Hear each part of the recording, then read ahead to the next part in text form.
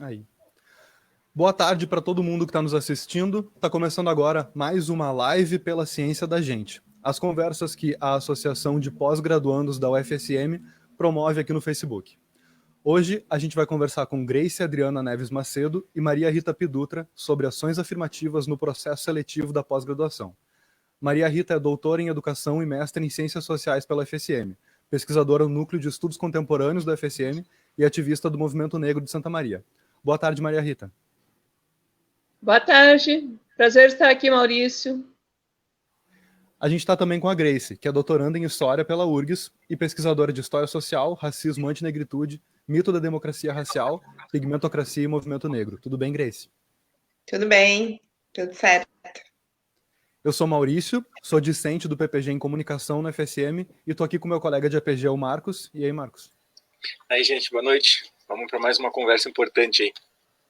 E também com a Raquel e com a Grace do Núcleo de Acessibilidade do UFSM, que fazem a transcrição, a interpretação para Libras hoje. Durante a live, quem está nos assistindo pode ficar à vontade para fazer comentários, que logo a gente vai ler e responder eles aqui junto das convidadas. Na última live pela Ciência da Gente, conversamos com o coordenador de pós-graduação da Pró-Reitoria de Pós-Graduação e Pesquisa, a PRPGP, o Thiago Ardengue. Nessa live, compartilhamos algumas informações com os estudantes da pós-graduação sobre prazos, bolsas e o andamento das atividades acadêmicas neste período de quarentena. Essa live está disponível aqui na nossa página e também no nosso canal no YouTube gravada para quem quiser ver, assim como essa aqui vai ficar também. Além das lives pela Ciência da Gente, também temos participado de lives entre as APGs da região sul. A última foi sobre residentes e sobre a área da saúde. Também está disponível gravada. Já o tema da conversa de hoje é ações afirmativas e cotas para o processo seletivo da pós-graduação. Segundo o levantamento intitulado Ações Afirmativas nos Programas de Pós-Graduação Acadêmicos de Universidades Públicas, realizado por Ana Carolina Venturini, do Grupo de Estudos Multidisciplinares da Ação Afirmativa, o debate acerca das ações afirmativas para acesso e permanência de estudantes negras e negros na pós-graduação já acontece no Brasil desde o final dos anos 90. E ao longo dos anos 2010 foi uma política implementada em vários programas de pós-graduação em diferentes universidades brasileiras. 737 programas de pós-graduação mantinham algum tipo de ação afirmativa quando os dados da pesquisa foram coletados, que foi em janeiro de 2018. De acordo com esse levantamento, 73% dos PPGs que implementaram políticas de ações afirmativas o fizeram em função de uma resolução que foi publicada pela universidade. E por esse motivo, a APG-UFSM, junto de outras organizações e coletivos da cidade e da universidade, estamos preparando uma série de atividades e demandas sobre o tema. Para conhecer melhor esse assunto, a gente trouxe a Grace e a Maria Rita aqui hoje. Então eu convido a professora Maria Rita, que pode ficar à vontade para falar, mas eu já vou adiantando uma pergunta. Professora, eu queria saber como é que tu vê esse processo da implementação de cotas, na graduação, no caso, que é o que a gente teve aqui no UFSM, em geral e especificamente na nossa universidade.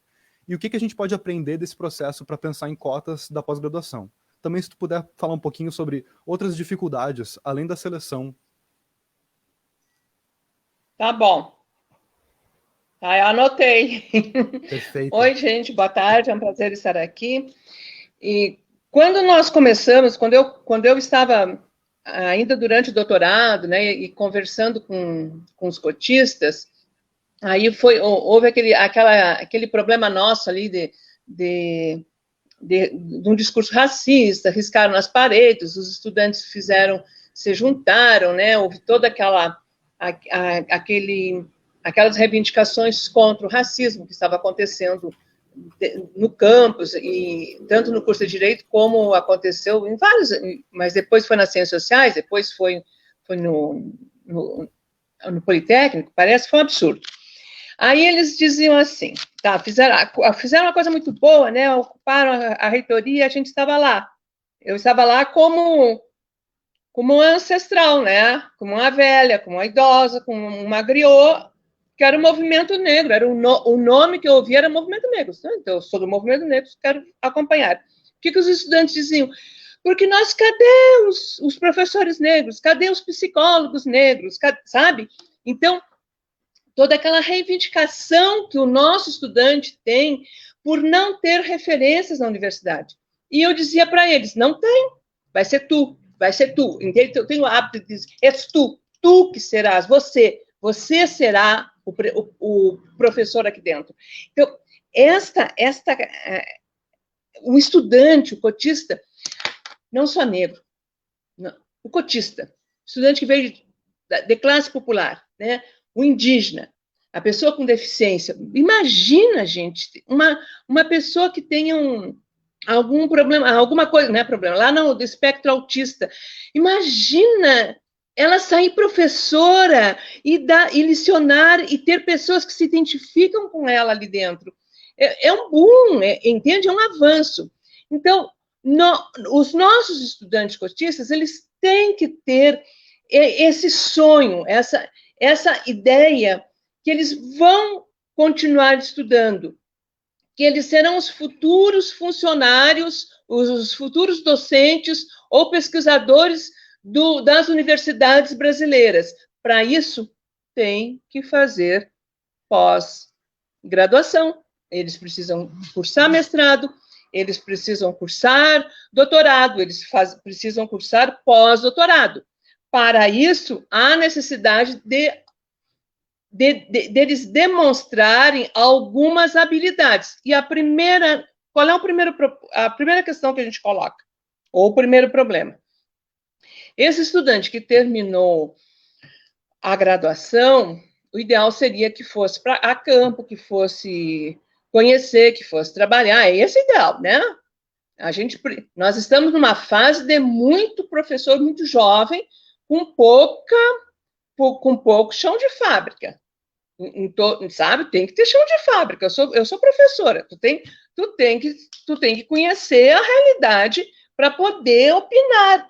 Mas nós estamos numa fase diferente mesmo. Então, eu até aceito. Tá? Esse estudante ele tem que se preparar para ir para o pós-graduação.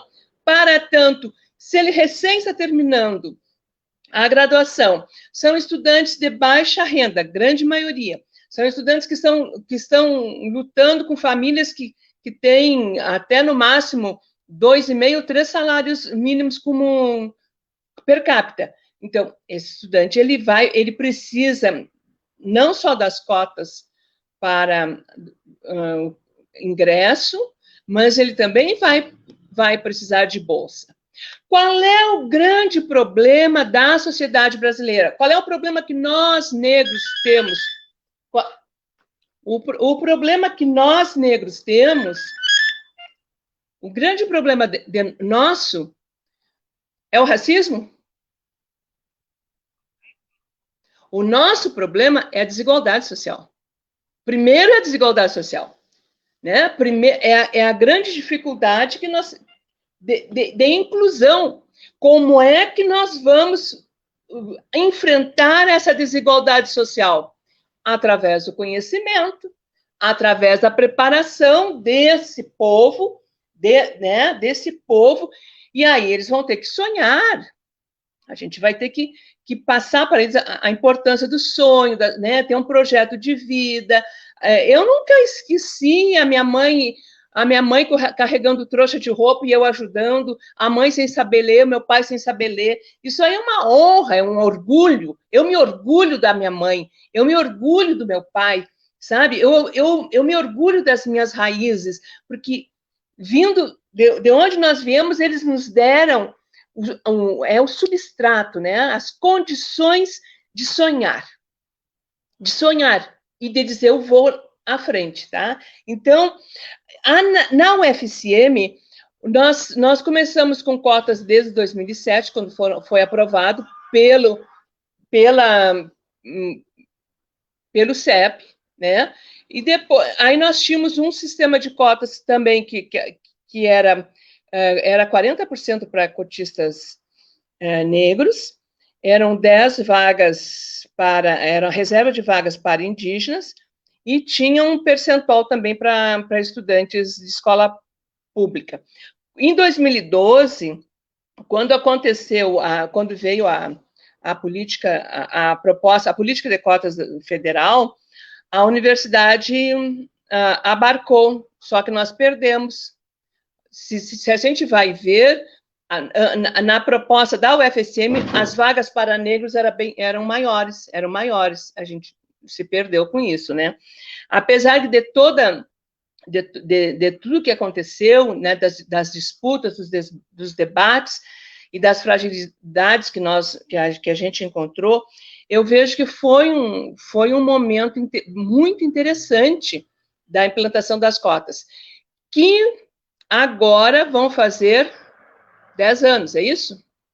Só que, na primeira lei, eles estavam prevendo a avaliação das cotas para 2022.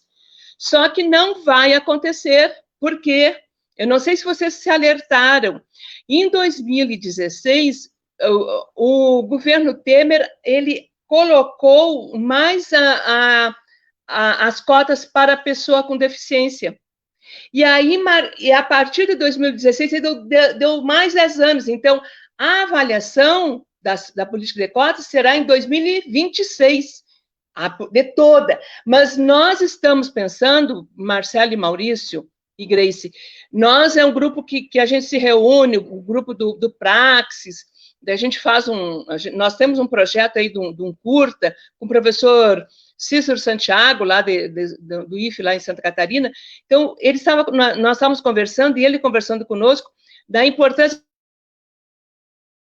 de nós estarmos muito atentos. O ano que vem é ano de golpe nas cotas. Já tem muita gente lá em cima, lá no Congresso, pensando, sabe, colocar alguma alteração nas cotas, porque as cotas não interessam a esse governo que está aí. Ao governo, eu estou achando assim, ó, que o governo que tirou a Dilma em 2016 não interessava, aquele pessoal que tirou a Dilma não interessava as cotas, mas aí esse pessoal de hoje não interessa muito mais, eles não interessam mesmo, piorou a situação, tá? Então, eu acho que a questão grande nossa do mundo de ingresso no mundo do trabalho, né? Nós precisamos reverter a situação de desigualdade através do conhecimento, através da formação, seja ela qual for, né? E também eu penso que há necessidade de se fazer outros movimentos para garantir que esse estudante do pós-graduação, em primeiro lugar, que ele não fique só um teórico, né?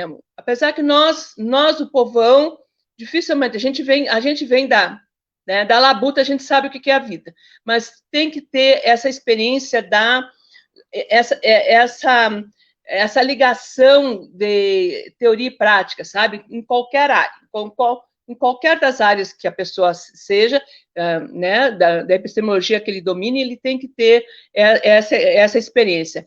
A outra questão que eu vejo séria é o preparo, sabe? O preparo para o pós. E não só o pós, até antes. Por exemplo, nós temos alguns cursos que exigem inglês. Para tu ingressares no mestrado ou no pós-graduação, tu tem que dominar uma língua estrangeira. Sabe? Então, e os nossos estudantes, sabe? A outra, um outro que eu noto, assim, quando os professores conversam comigo, qualquer coisa, é a produção, a escrita, sabe? Esse treino, essa escrita que flua. Tu só vai fluir na escrita, se tu tiver boa leitura. Como eu fui filha de analfabetos, desde pequena eu aprendi a ler e a gente lia para o pai e para a mãe, e, sabe? Então, eu sou uma pessoa assim, eu e minha irmã, de muita leitura, a gente sempre leu muito, e sempre gostei muito de ler. Nem todos os estudantes têm essa possibilidade, principalmente os estudantes de escola pública e os nossos estudantes que, se não tiverem livros em casa, eles têm livros na escola. Tem livro na escola. Eles são estimulados pelos professores na escola, mas tem que ser muito mais estimulado. Tu tem que ter consciência disso. Eu acho que já está meu tempo, já estou passando, né? A outra questão é o estudante parar de se sentir coitadinho, pobrezinho. Porque eu estou dizendo isso para mim, gente. Estou dizendo para mim. É tu ter coragem de chegar no professor. Se tu não estabelecer um caminho, como é que se diz, ir de volta, de conversa com o teu professor não sabe o que tu estás pensando.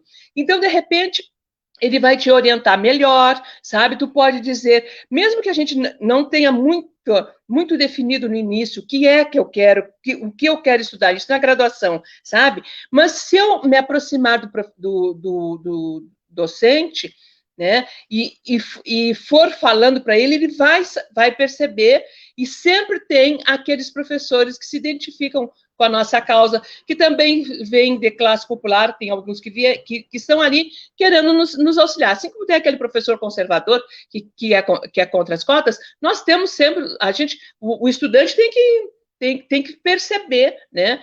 Nós temos professores assim, maravilhosos, né, que poderão também nos dar um apoio, porque senão, se tu fica sozinho lá no teu canto, se tu não estabelece esse diálogo, se tu não te filia a um grupo de pesquisa, se tu não estás trabalhando fora, em trabalhos práticos, em pesquisas práticas fora, durante a graduação, e a gente trabalha, né? O nosso povo está trabalhando, mesmo assim, dá para fazer alguma coisa. Tá? Vou parar por aqui, que eu acho que eu já falei demais, Grace. Quanto à questão do tempo, muito obrigado. Pode ficar à vontade para falar à vontade. Eu vou passar agora um pouco a palavra para a Grace, porque eu quero também muito ouvir o que ela pensa sobre o assunto. E também aproveito para adiantar uma pergunta.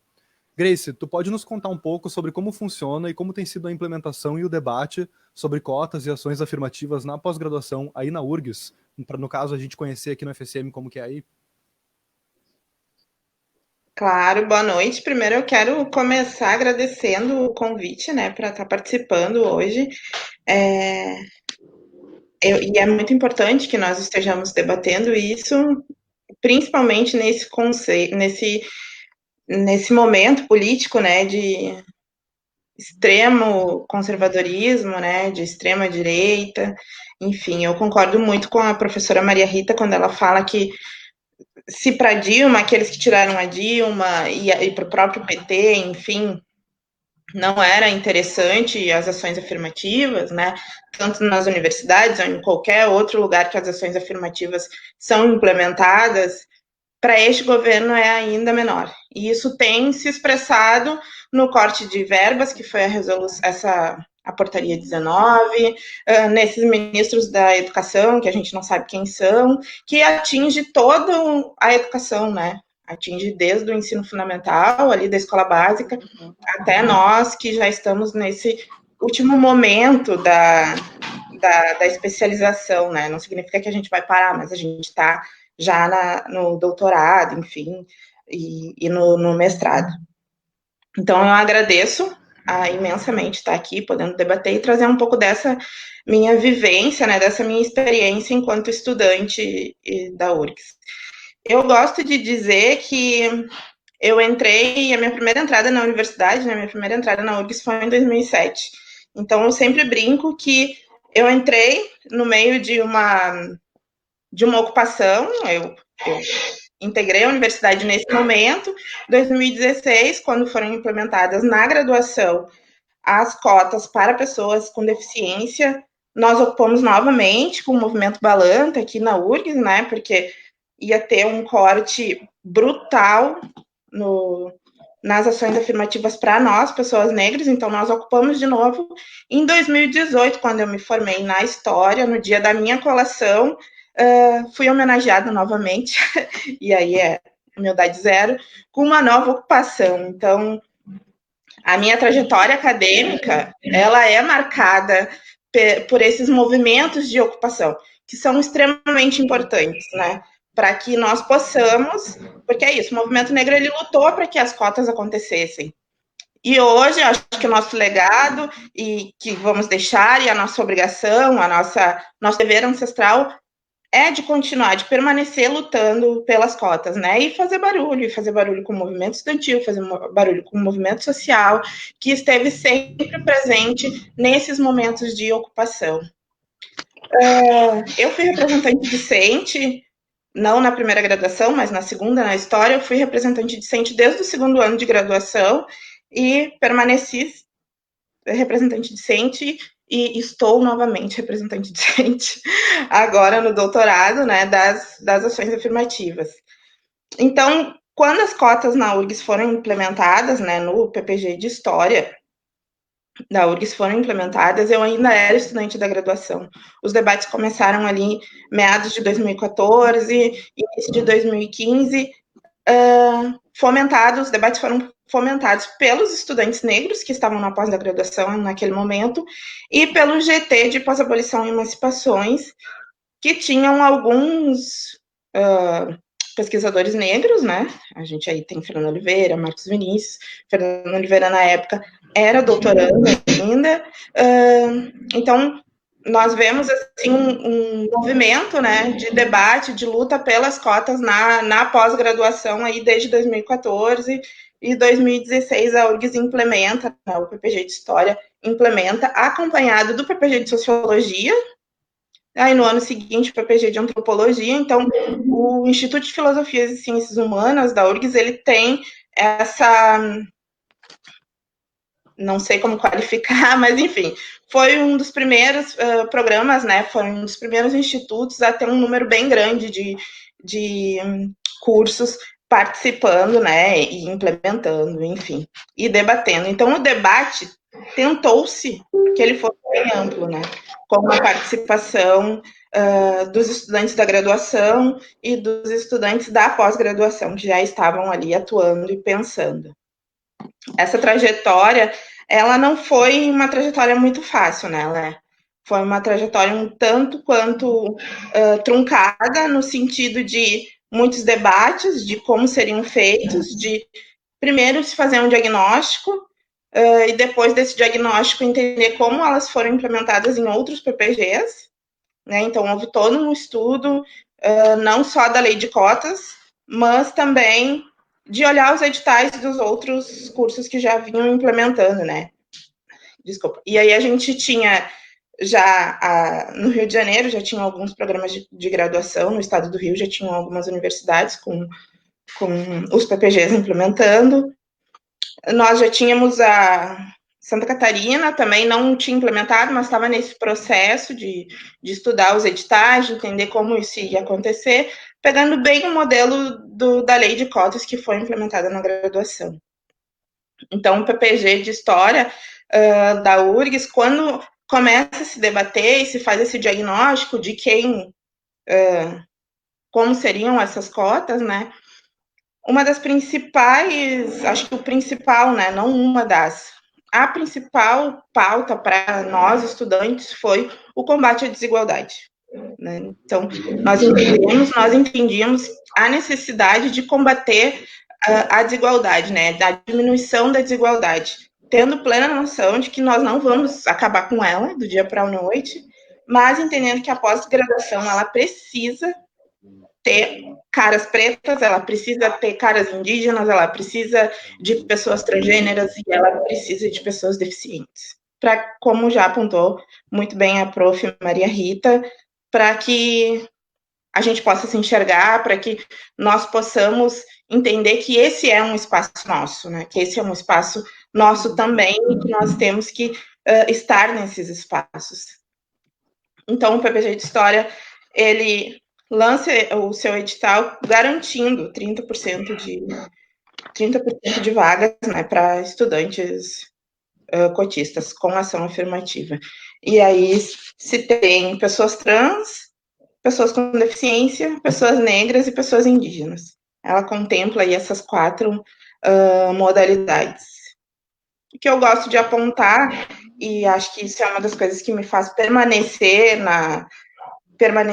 enquanto representante discente, permanecer nos debates, mesmo que não tenha esse título de representação, é isso, entender que nós avançamos e nós precisamos avançar mais, porque hoje a URGS, ela garante 30% das vagas, mas 30% das vagas não significa a permanência desses estudantes, né? Nós temos 30% das vagas, dentro desses 30%, nós teremos 30% de bolsa, ou seja, um exemplo de nós, doutorandos, que entramos esse ano, né? Nós fomos 18 vagas, entre 18 e 20 vagas, 11 doutorandos, 2 pessoas não participaram, 9 9 doutorandos, né? Apenas 3 ganharam bolsa. Então, 9 cotistas, né? Apenas 3 ganharam bolsas. Então, a nossa luta hoje é para a garantia da vaga, a garantia da permanência. Nós estamos tentando fazer um debate ainda maior com as pessoas deficientes para entender as especificidades da deficiência e quem pode ou não, quem deve ou não, como que a gente vai contemplar mais essas pessoas, né, as pessoas deficientes, e a mesma coisa as pessoas transgêneras, né. Então, hoje o PPG de História, ele está com 2 pessoas, ele tem 2 pessoas transgêneras, né, para que a gente possa debater. E nós somos entre 4 pessoas com deficiência. Então, a gente tem tentado ampliar o debate e garantir a permanência dos nossos colegas, a minha permanência, por exemplo, enfim, para que o edital ele ainda assim melhore, né? Embora ele seja, em comparação a outros editais, a gente tem plena noção que é um edital bem avançado, no sentido de garantia de vaga, mas ele não é um edital que está completo ainda, né? Existe essa necessidade do debate. Uhum. Em relação ao corpo docente, ao corpo discente, o debate ele é sempre muito bem aceito, né? O grande lance é fazer o negócio funcionar, né? O grande lance é aplicar, não. Nós entendemos que sim, temos que garantir bolsa, né, a permanência para os estudantes cotistas, mas chega na hora de mudar o edital é sempre um problema, né, que precisa ter uma pressão, e essa pressão ela precisa acontecer por parte dos estudantes e das estudantes, e não apenas os estudantes da pós-graduação. Esse debate tem que ser um debate mais amplo, tem que ser um debate da comunidade acadêmica como um todo, né, e aí a gente vai ter a necessidade de debater com os colegas da graduação e também com os servidores, né, os técnicos administrativos que fazem parte da comunidade acadêmica. Então, é mais ou menos nesse sentido, assim, que nós caminhamos, né, a nossa experiência aqui na URGS, ela tem sido essa. Uhum. Perfeito, muito obrigado, Grace. Eu queria lembrar todo mundo que está nos assistindo que pode ficar super à vontade para deixar algum comentário aqui, daqui a pouco a gente pode selecionar alguns desses comentários para conversar um pouco. Eu quero falar algumas coisas, mas eu não sei se tu quer falar também, Marcos, como é que a gente pode fazer? Tá aberto, Maurício, tu tá. Bom, eu acho que eu vou... Na gerência aí? Tá, eu vou te cortar então, só para aproveitar o gancho da Grace ter trazido o caso da URGS, para mencionar um pouco sobre o nosso caso aqui no FSM, né? A APG está desde o começo dessa gestão pensando um pouco sobre isso, falando um pouco sobre isso, aí algumas outras provocações vieram ao longo do ano, e a gente somou num grupo, digamos assim, entre várias organizações, entre vários coletivos, tanto internos quanto externos do FSM. Aproveito, inclusive, para convidar, se tem alguém nos assistindo e se interessa em contribuir nesse debate e quiser participar, por favor, manda uma mensagem para a gente, vai ser bem-vindo nesse grupo que está debatendo esse tema, e a nossa intenção é elaborar algumas atividades e algumas demandas sobre esse assunto, junto, inclusive, por exemplo, do Núcleo de Ações Afirmativas do FSM, da Rosane, que a gente falava um pouco sobre antes de entrar ao vivo aqui, e de coletivos em geral da cidade, da universidade, né? É muito legal poder estar fazendo esse tipo de trabalho, a gente fica muito feliz e orgulhoso enquanto APG de estar tocando isso, e ficamos felizes também por poder ouvir um pouco sobre a URGS, sobre como tem sido. Imagino também que a Maria Rita, enquanto participante da comunidade do FSM, também saiba como isso é legal e como isso é importante. E menciono porque eu tenho a impressão de que muitos... A principal crítica à ideia de colocar ações afirmativas na pós-graduação parte da ideia de que não é necessário, porque é de meritocracia, etc. No entanto, se isso fosse verdade, a gente veria a pós-graduação se tornando mais diversa, na mesma medida que a graduação se tornou nos últimos anos com a política de cotas. Não foi o que aconteceu. Então ainda existe algum tipo de barreira, algum tipo de filtro, ainda existe um processo seletivo que é excludente, né? Isso nos convida, isso fica a cada ano fica mais gritante, nos convida cada vez mais a pensar isso. Então, enquanto membro da atual gestão da PG, eu fico muito feliz em poder ouvir de vocês isso. Marcos, não sei se vocês querem falar alguma coisa em relação ao que eu disse, ou o Marcos fala primeiro, depois a gente retoma para vocês, acho que pode ser assim? Pode. Uhum. Eu vou colocar mais, acho que... algumas questões para a gente conversar e reforço o que o Maurício falou, é importante que quem estiver assistindo também movimente a conversa aqui. desde essa primeira parte dessa exposição inicial, tanto da Grace quanto da Maria. E acho que estamos num momento importante para discutir isso, e a APG está aberta, né, como a gente está vendo, em tentar construir e reforçar o debate das cotas para dentro da pós-graduação, que é um âmbito ainda mais complicado. Mas eu queria trazer a conversa para um âmbito também um pouco concreto do debate do ponto de vista da sociedade que a gente está. A professora Maria Rita, no início, falou em desigualdade social, né? E eu sempre penso assim, antes de uma desigualdade social, a gente tem um problema de classe, que esse é fundamental, né? Um problema de diferente de classe. Uhum. E aí eu penso que nessa sociedade que a gente vive, não há excluídos. Todo mundo está incluído de alguma forma dentro da desigualdade que o capitalismo produz. Então é só a gente olhar a história do continente africano e do continente latino-americano, a miséria pela qual esses continentes se constituíram historicamente não foi culpa deles, foi parte de um processo do desenvolvimento capitalista.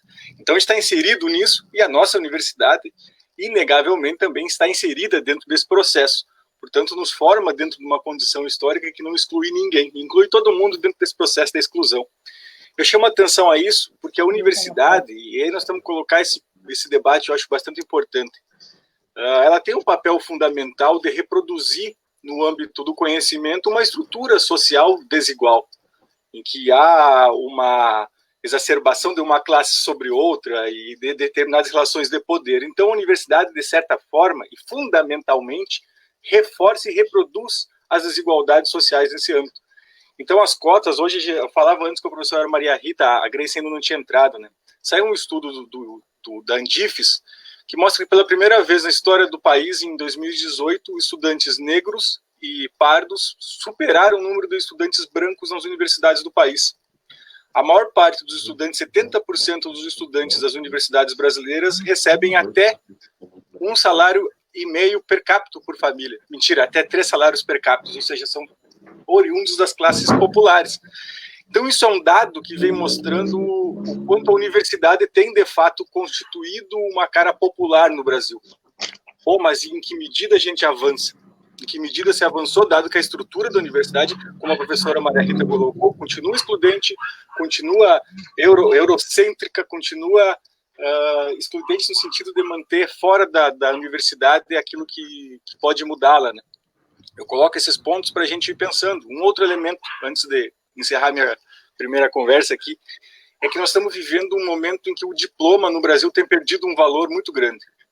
A gente via há algum tempo atrás, anos 80 até os anos 90, quem tinha uma graduação se dava bem, conseguiu um emprego interessante.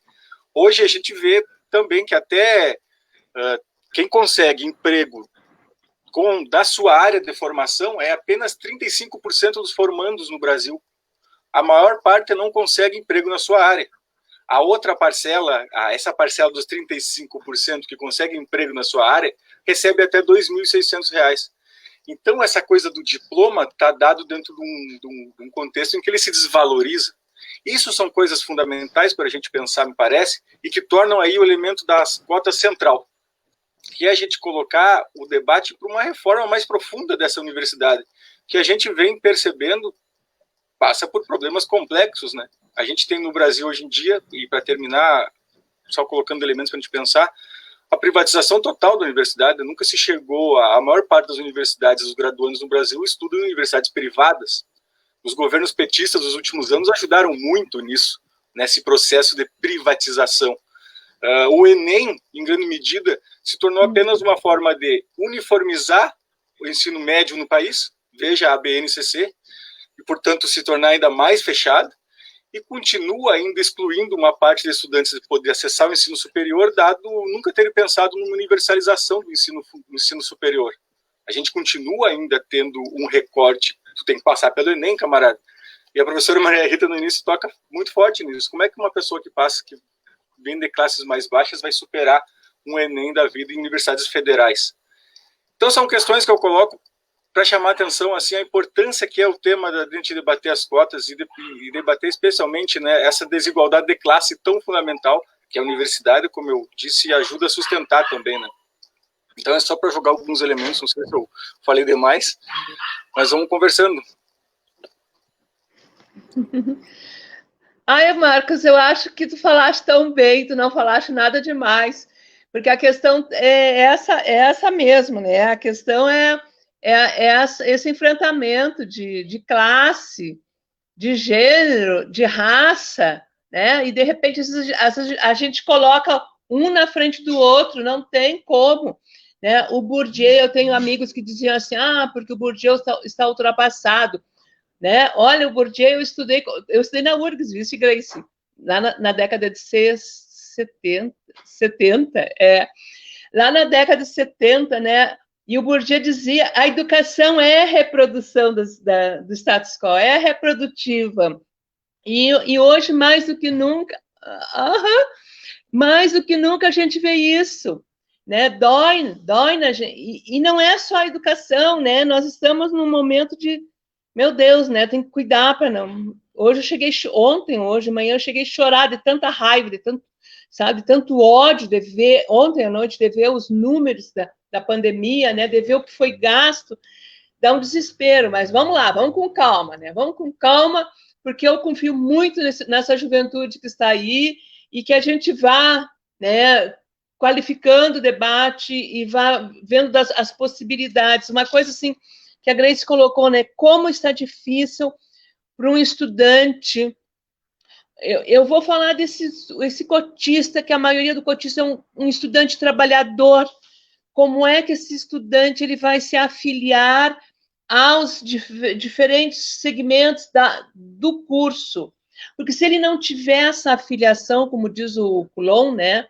Se ele não estiver ali dentro, se ele não estiver conhecendo alguns autores, não precisa conhecer todos, mas ele tem que aprofundar alguns, ele tem que conhecer, ele tem que estar no grupo de pesquisa, mas ele tem que trabalhar. E é o ônibus, e é o trânsito, né? E fica trancado no caminho, porque aqui em Santa Maria houve uma época terrível, né? Os guris, eu acho que lembram, quando a faixa não estava pronta, a gente ficava preso dentro do ônibus, chega atrasado, e mesmo assim, com essas marcas e tanta dor, o pessoal consegue terminar a graduação. Né? E agora, eu acho que lutas, né? Bandeiras que a gente precisa. Tu falaste, Grace, eu fiquei pensando assim, que horror, né? As bolsas, e esse governo corta os recursos desse jeito. Eu acho que a gente tem que investir, tem que lutar, tem que voltar, tem que, sabe? Assim como houve essa votação do Fundeb essa semana, que eles tiveram que arriar, sabe? Eu acho que, puxa vida, né? Acho que estava falando de coisas que eles não conhecem, né? Nós temos que voltar a isso, a importância do povo, né? Que se apropriou, querendo ou não, os estudantes do povo, de classe popular, estão acessando a universidade. Estão acessando. Só que a gente tem que ver como é que eles vão permanecer nessa universidade. Porque a renda... Quando eu fiz o doutorado, eu usei os dados de 2015, 15, eu acho, 15 ou 16. Então, ali, gente, o nosso povo... eu trabalhei com famílias negras, né?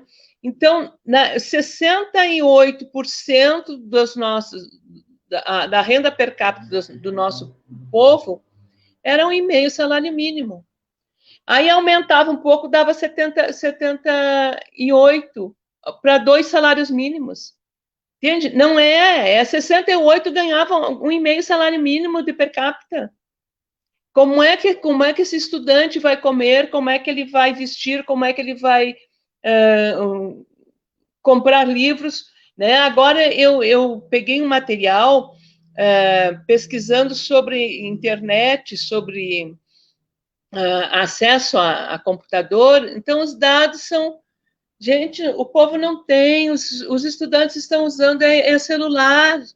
Eu assisti banca aqui na nossa universidade da moça, genial, uma menina que eu conhecia bem, aí fez uma apresentação, e eu disse, mas por que será que ela fez esses slides desse jeito, né? Aí depois que terminou tudo, ela me disse, professora, o meu note deu pau, né? O que eles dizem, sabe? Foi no celular que foi feito, sabe? Então, é muita luta para esse estudante. Nós temos que voltar e exigir, sim, começar uma grande campanha para que nós tenhamos dignidade, para que haja compromisso de transformação social, porque ou haverá uma convulsão social, né?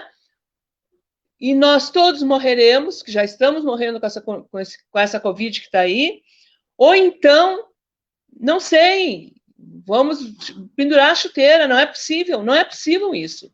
Eu estou pensando sobre isso que tu falaste. E sobre a privatização, a gente eu li a manchete, não li a matéria, que nem ia perder meu tempo, de uma deputada, ontem, dizendo que o ensino tem que ser privatizado.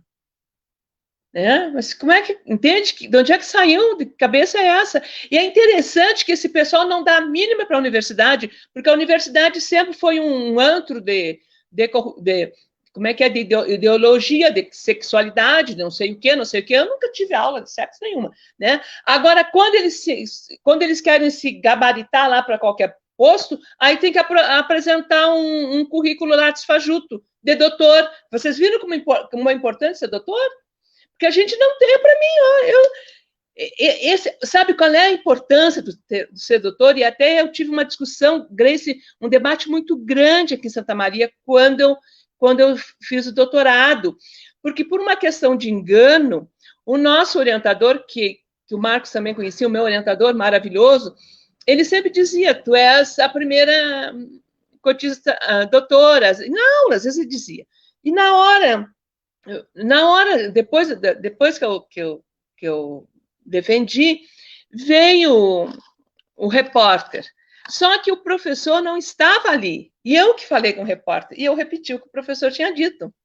Olha, deu um problemão, porque uma pessoa que era a primeira colocada, porque ela não é a primeira, a segunda, não interessa. Aí eu descobri, eu sou a terceira. Gente, eu sou a terceira negra doutora da UFSM com 70 anos, eu tinha 70 anos. É vergonhoso nós não termos estudantes, nós não termos negros doutores nas universidades brasileiras. Isso significa o quê?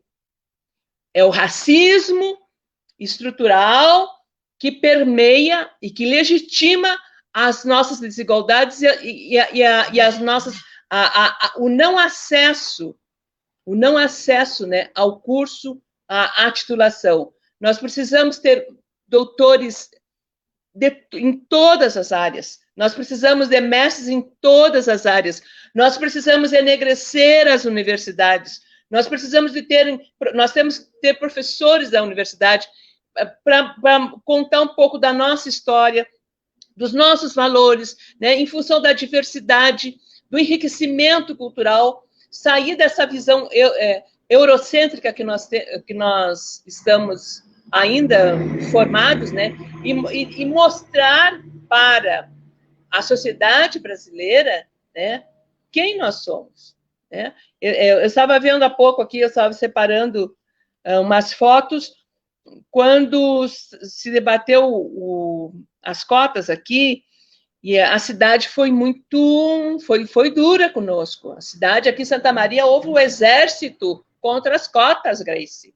Vocês juntaram e com carro de som e tudo empresariado em cima do carro de som, né? Contra as cotas, sabe? E aí nós tínhamos aqui, desencarnou um grande líder, né? O que foi o Ney Diogun. E o Ney Diogun dizia assim, deixa o neguinho estudar, se formar. Aí na praça estava a Suelen Aires Gonçalves, que era, até eu vendo a foto, uma menininha, acho que devia estar no segundo semestre, terceiro das Ciências Sociais. E aí nós na praça, e a menina contou que meus pais passam trabalho, nós sofremos, porque eles têm que pagar o cursinho, têm que fazer isso, fazer aquilo. E o Ney Diogun diz assim, vocês falam da história de vocês, dos pais de vocês. Eu falo de uma história de 350 anos de escravidão. Eu falo de uma história de um povo que foi arrancado da mãe África que trouxe para cá e que foi transposto para cá. É isso. sabe? Então, mais do que nunca, assim, nós temos, sim, necessidade e eu acho que nós somos legítimos, né? Os nossos estudantes são legítimos para estarem dentro da universidade, estudando e alcançando o grau, sim, de mestre, de doutor, sei lá, né? Como os outros colegas, de qualquer jeito. No meu trabalho, eu classifiquei assim professor empático e professor inconformado. Sempre vai ter um professor inconformado para nos dar um pontapé, né? Mas também, ao lado daquele inconformado que nos dá um pontapé, tem um outro professor empático que vai estar ao nosso lado para nos dar apoio, sabe? Então, eu acho que a gente tem que começar esse debate para fazer acho que é um enfrentamento mesmo, né? Tu falaste assim nas ocupações, Grace, né? É lindo. E eu sou velha, né? Então, na minha cabeça, assim, meu Deus. E eu disse, eu estou aqui como avó de vocês, né? E eu vendo aquele grupo, né, lutando, já se formaram agora e continuam lutando, que coisa bem-vinda, né? Paro aí. Não, ocupar sempre é horrível, talvez soe muito mal, né? Dizer isso, que ocupar é sempre maravilhoso, mas eu acho que traz um sentido para a luta, as ocupações, né? Ela vai trazer um sentido para a luta que é muito importante. Quem vivencia isso, nós sabemos o quanto é duro estar ocupando um espaço, tu tá fora da tua casa, tu tá com medo de ser atacado, enfim, são N questões que é a última opção, assim. Quem não sabe o que é uma luta política não consegue entender que a ocupação é a última opção. A gente já tentou de todas as maneiras e não deu jeito e nós tivemos que ocupar. Então, tem um lado muito bonito, né? Um lado muito legal de ocupar e também tem esse outro lado que é extremamente cansativo e doloroso para a gente. Mas a gente vai ocupar sim todas as vezes e quantas forem necessárias. Porque é isso, eu acho que nós chegamos na universidade, né? Não sei se foi Maurício, se foi Marcos que falou do número de estudantes que hoje é um número muito maior de pessoas que acessaram o ensino público via ação afirmativa, e isso nos empodera, né? Nos faz ter voz, nos faz ser ouvidos, né? A gente está, sim, reproduzindo todo um sistema de desigualdade, um sistema capitalista, entendemos tudo isso, mas entendemos que esse espaço precisa ser ocupado pelas classes populares, né? As universidades, elas precisam ser um território popular, né? A gente precisa fazer da universidade um território popular, porque fazer da universidade um território popular é democratizar. A gente vai estar democratizando o ensino. E quando o Marcos fala que é uma luta de classe, sim, é uma luta de classe, é uma luta, a luta para combater, né, a desigualdade social, ela é a imbricação, a gente tem que interseccionar raça, classe, gênero, para estar pensando, até porque e é uma fala muito bonita, a do pai de Ogum, lá, esqueci o primeiro nome dele. Ney de Ogum. O Ney de Ogum é uma fala muito bonita, quando ele, né, tá lá falando dos nossos 350 anos de escravidão, que nossos ancestrais foram arrancados da mãe África, porque é isso, e ela casa com o que o Marcos traz quando está falando de classe. O mundo moderno precisou escravizar, o mundo moderno ele precisou do racismo, ele precisou dessa mão de obra escravizada, negra, né? E na contemporaneidade a gente vê uma repetição disso, a gente vê a transformação do racismo. O racismo foi se transformando com a sociedade, né? E reforçando cada vez mais esse sistema de racismo estrutural. O quanto a gente sofre e sofreu na universidade para, enfim, estar no doutorado hoje, e os meus colegas estão passando, o que eu passei, é muito doloroso, assim, é muito triste. E a gente tem que matar diversos leões para estar na universidade, né? O caso da menina com o celular, notebook dando pau quando tu tem que escrever o TCC, que acontece com todo mundo, mas a grande questão é, eu não tenho condições do meu notebook dar pau e eu mandar ele para o conserto amanhã. Quiçá comprar um novo, né? Então, todas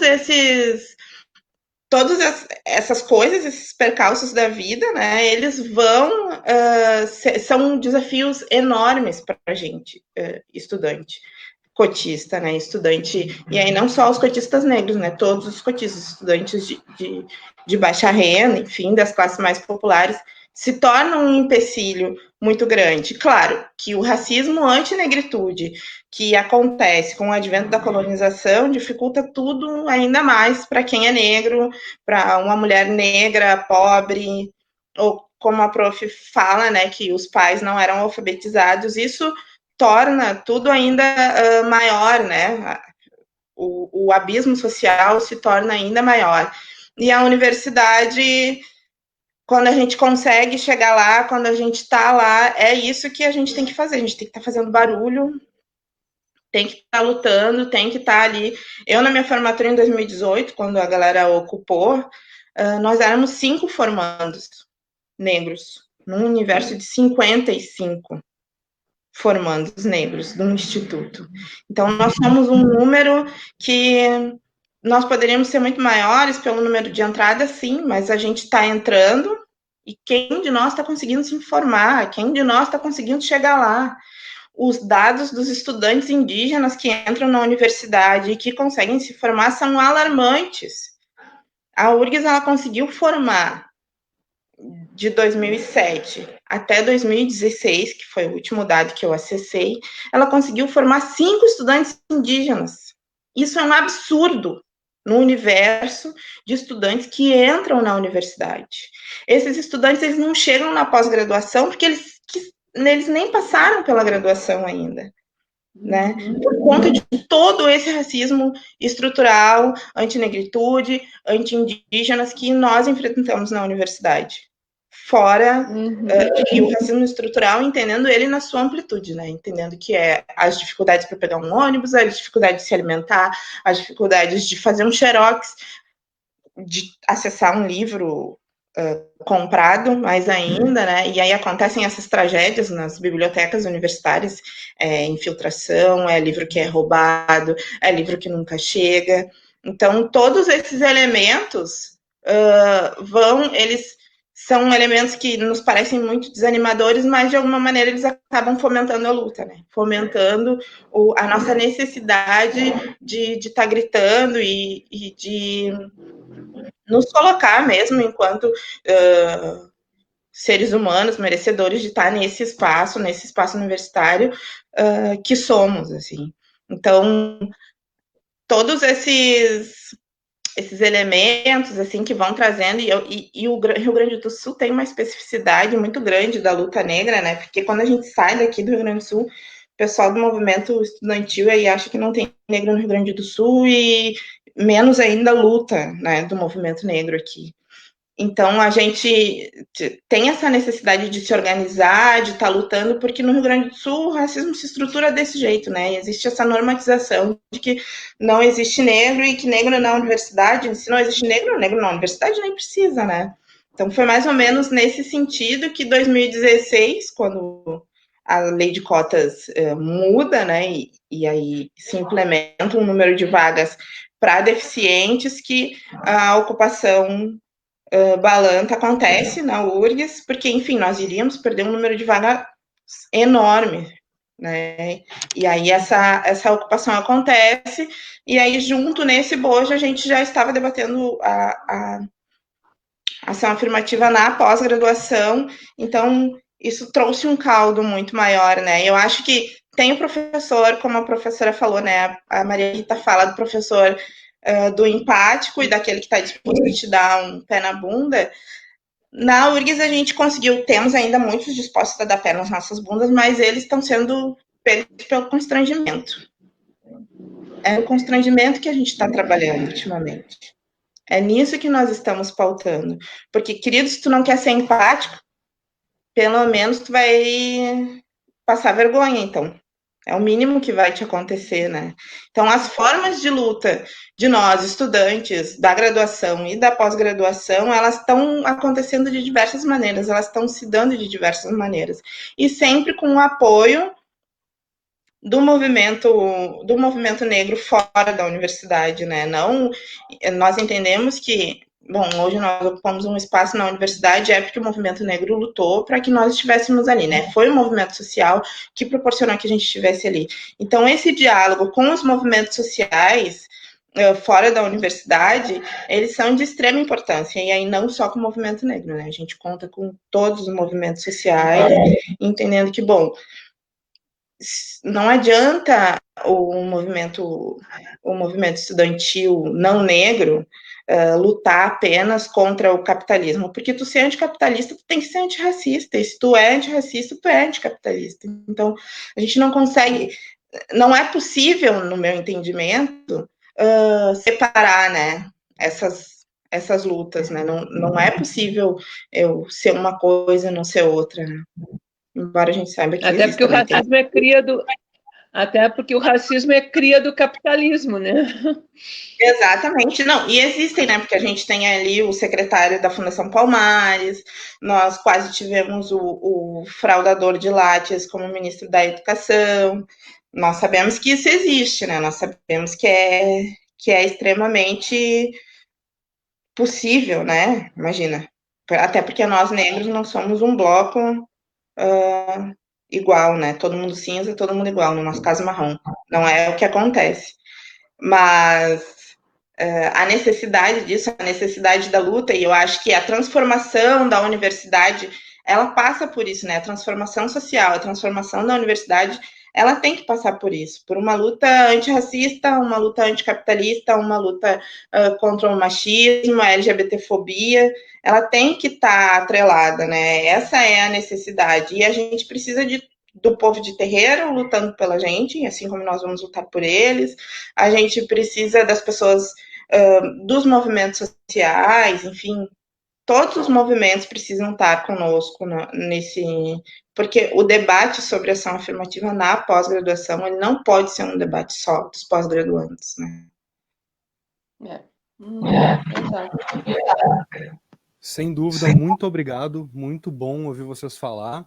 Antes da gente partir para algumas considerações finais e encerramento, lendo alguns comentários. Primeiro, boa noite para a Alicia, para a Marcela e para o Leon, que nos escreveram boa noite. A Marta Nunes escreveu: gostaria de lembrar que a luta de classes é importante, mas no Brasil as classes menos favorecidas, empobrecidas, com menos possibilidade de mobilidade social e educacional, têm cor, é a nossa. A Marcela escreveu: parabéns pela conversa, é um tema que deve ser aprofundado e não empurrado via senso comum. O Dalto mandou um grande abraço, a PGFSM, bom programa, muito obrigado, Dalto. A Bibi escreveu: para os alunos da graduação, as cotas para a pós é muito distante, percepção minha quando estava me formando e lendo editais de ingresso na pós. E a Victoria, que escreveu: Grace, assim que a OMS liberar, ocupamos de novo. Isso aí.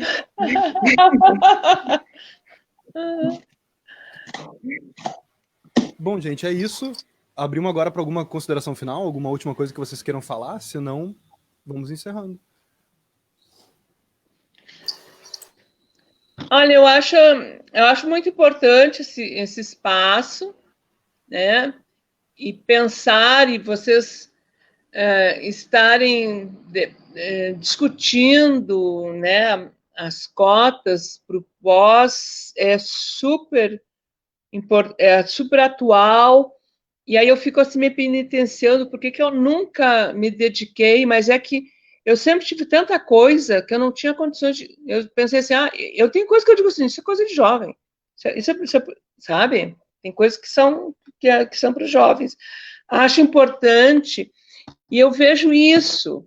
Nós, classe popular, nós negros, nossos filhos, eles precisam sim ter a titulação. Hoje eu vejo isso, precisam.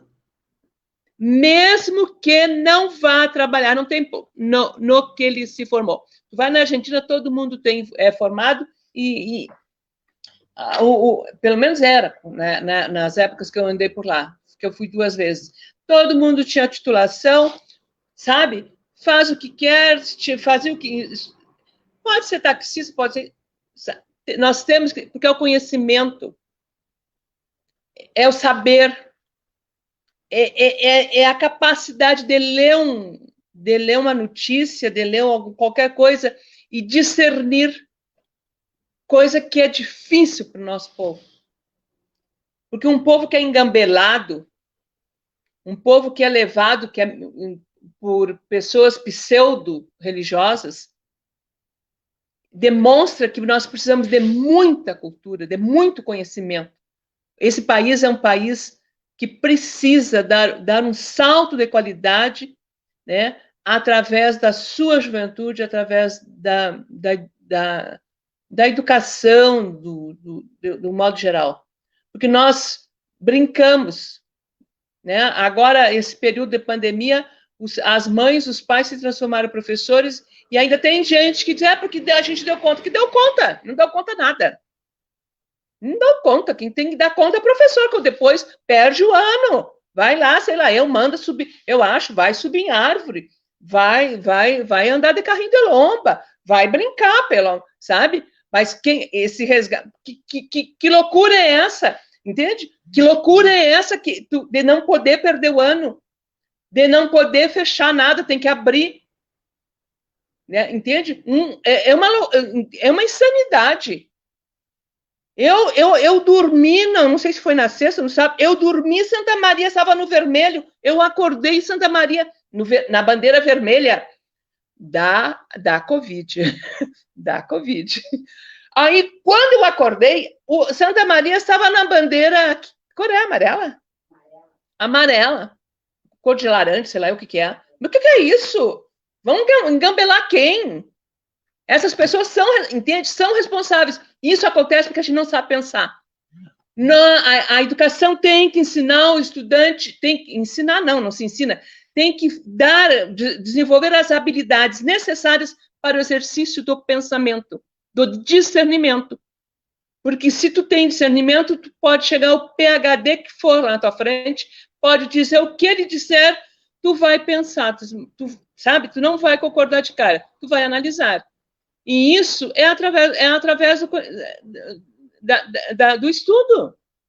Então, hoje, eu não pensava assim, gente, eu não pensava, mas hoje eu estou achando, sim. Todo mundo tem que entrar, tem que buscar um mínimo de saber, para não ser lesado, para não ser passado para trás, para não fazer papel de bobo, como a gente vê essas pessoas por aí, que eu não sei se eu tenho pena ou se eu tenho raiva, sabe? Do que está acontecendo. Grace, antes da tua fala de encerramento, eu vou ler o comentário da Franciele, que chegou um pouquinho depois. Ela disse, debate maravilhoso, Grace e Maria Rita, uma honra ouvi-las.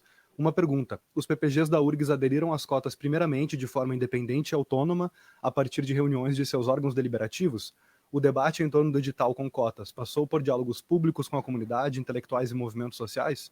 Faço a pergunta porque ela é mais direcionada para ti e também pode ficar à vontade para encerrar a tua fala, como tu preferir. O debate aconteceu com estudantes, grande parte dos estudantes atuam também no movimento social, eu atuo no movimento social, e acabaram levando esse debate para, enfim, para os seus núcleos, né, de militância, enfim. Mas a universidade, ela não abriu, assim, não foi chamado o movimento social, não se reivindicou opiniões. Houve, inclusive, uma resistência quando nós propusemos isso, que o debate precisava ser debatido amplamente, né? Mas aí já se tinha uma pressa em aprovação do edital, e ele acabou sendo aprovado, assim, um acordo, né, entre todas as partes. Tanto que o movimento social e nós, estudantes, a gente debatia que a pós-graduação tinha que garantir a permanência, porque hoje nós sabemos que a formação, a graduação, ela não te garante um emprego tão rápido. O meu user lá no Twitter, a minha bio no Twitter, é algo que é uma brincadeira, só que não, que é coleciono diplomas, mas eu não tenho emprego, porque é uma grande verdade. Eu sou formada em biblioteconomia, eu sou historiadora, eu fiz mestrado, eu tenho curso técnico, e eu não tenho emprego. Eu hoje estou fazendo um doutorado sem bolsa, porque eu não consegui ainda passar num concurso e ser chamada. Eu não fui, os currículos que eu mandei para as diversas escolas, eles ainda não foram atendidos. E eu concordo muito com a prof. Maria Rita quando ela diz vai fazer curso, vai estudar, todo mundo tem que se formar, porque é isso. O que me garante dinheiro, não agora com a Covid-19, né, mas o que estava me garantindo direito durante a graduação inteira foi um curso de barista que eu fiz, e preparando coquetéis, e aí trabalhei fazendo drink durante a noite, trabalhei em festas de casamentos, em eventos múltiplos, assim, porque a minha formação acadêmica, ela não está me garantindo emprego, ela ainda não me garante esse emprego. Então, a nossa preocupação sempre foi garantir a vaga e garantir a permanência dos estudantes, né, na pós-graduação. Até porque a pós-graduação também tem essa, que aí precisaria ser debatido com os outros órgãos, né, CAPES e CNPq, que é essa exigência de dedicação exclusiva. Dedicação exclusiva para quem, cara pálida? Eu sou mãe de família. Eu tenho uma filha de 19 anos que está aí lutando para entrar, para passar num vestibular. A minha bolsa não é bolsa de estudos, ela é uma bolsa vida. Eu tenho que pagar conta de água, conta de luz, internet, calçar, vestir, me alimentar. Então, como que existe essa exigência, principalmente para estudantes cotistas, de dedicação exclusiva com R$ 1.500 de bolsa para um mestrado? Ou 2.200 para um doutorando? Toda uma exigência de publicações, tudo que a pós-graduação, que esses órgãos pedem, para que tu possa fazer um currículo, para que tu possa fazer um concurso, né, e concorrer aí a ser professor universitário num instituto, enfim, com R$ 1.200 de bolsa para um estudante que muitas vezes não tem infraestrutura. Minha família é enorme, gente. Para eu conseguir fazer essa live, eu tô aqui no salão de beleza da minha mãe, porque se eu tivesse dentro de casa, vocês iam estar ouvindo meus irmãos falar. Então, que condições são essas? Esse debate, ele precisava ter acontecido, e a gente está lutando para que isso aconteça. Então, não foi aprovado, o edital, ele é, sim, avançado, ele é bom, mas ele não é excelente, ele precisa de melhorias para ontem. Ele precisa de melhorias, ele precisa ser mais debatido, né, pelas questões que eu já coloquei. Então, respondendo ela parcialmente, né? Foi, mas não foi muito. E já encerrando, eu agradeço muito o convite, assim, agradeço por ter sido lembrada. Eu acho que é um debate extremamente importante, fico muito feliz em saber que está acontecendo. Toda a luta de cotas e tudo que aconteceu em Santa Maria, né, na UFSM, foi visto aqui por nós com muita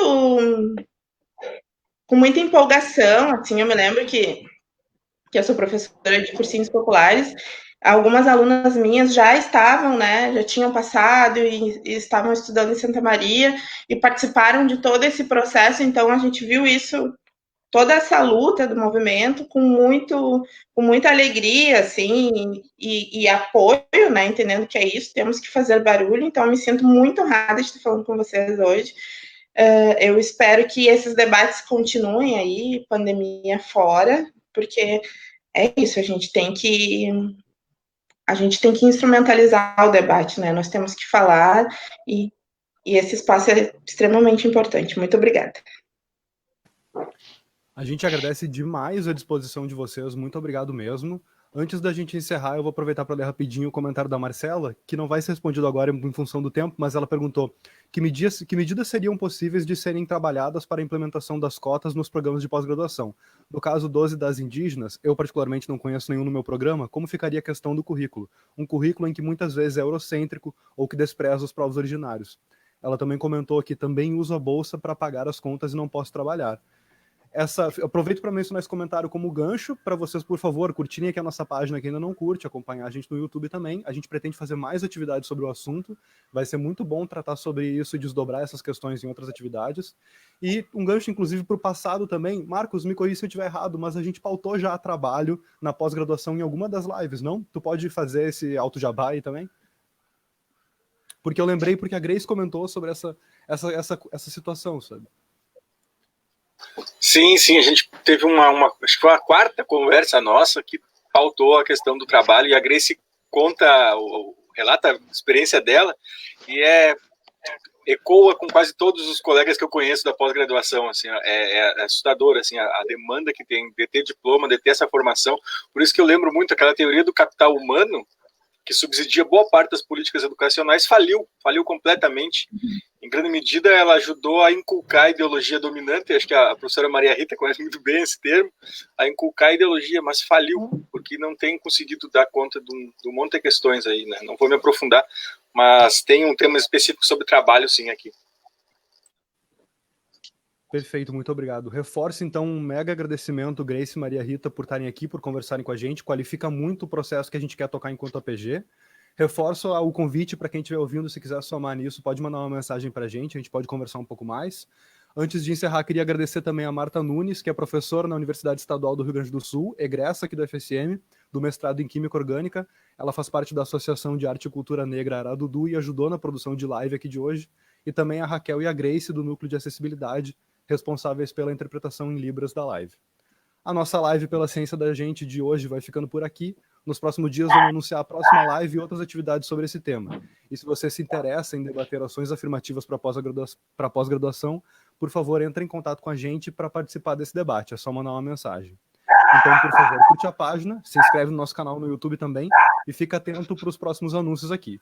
Muito obrigado por assistir a gente. Abração, boa noite, se cuidem, por favor, e até a próxima. É isso. Tchau, tchau. Tchau.